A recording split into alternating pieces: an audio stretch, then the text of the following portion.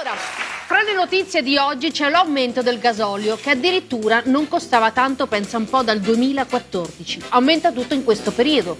E tutto questo ovviamente è un po' grave, perché arriveremo a Natale e qualsiasi cosa, l'alimentazione, il gasolio come ho detto, il bere, avrà delle cifre molto molto alte. Allora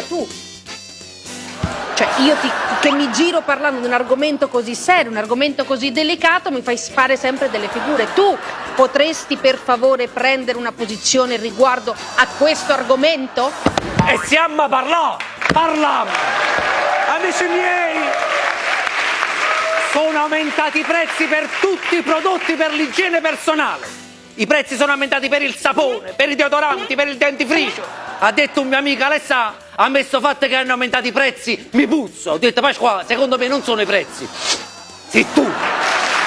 Per Halloween la zucca ha triplicato il prezzo. Ha detto mio padre, quest'anno mi fa più paura il prezzo che Halloween. Per non parlare del prezzo delle materie prime nei panettoni di Natale. I canditi sono arrivati a dei prezzi altissimi.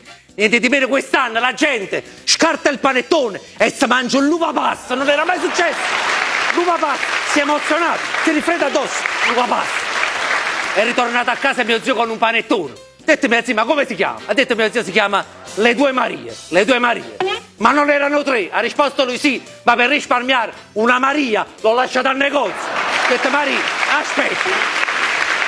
A Natale si mangia sempre la roba che avanza il giorno precedente. Infatti l'altro giorno mio nipote ha detto, mamma, te lo dico adesso, a Natale non voglio mangiare il giorno dopo la roba che avanza. Ha risposto la mamma, non ti preoccupare, quest'anno non mangerai niente il giorno dopo, perché visto i prezzi non riusciamo a comprare nemmeno niente o giorno prima.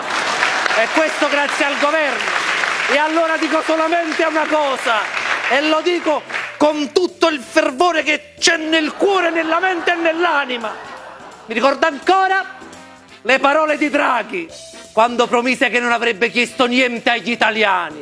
E infatti non ha chiesto niente. Se l'è presi direttamente. Oh compare. Grazie a tutti. Grazie veramente di cuore. Siete stati un pubblico straordinario.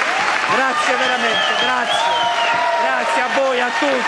Ringrazio Sacchetti e Pisciotta, tutti quelli che hanno collaborato, Testini, la collaborazione, il teatro. Grazie, ho finito.